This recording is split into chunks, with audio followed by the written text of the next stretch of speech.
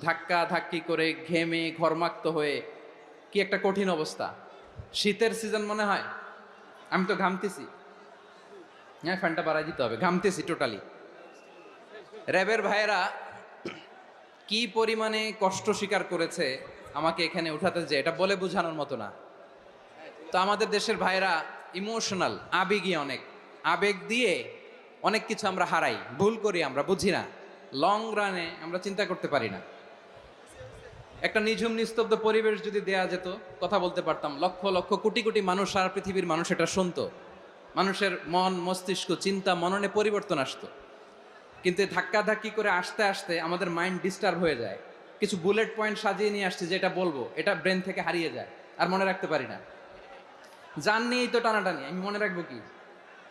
জান নিয়ে টানাটানি। তো যদি আমরা প্রতিটা বড় বড় পাবলিক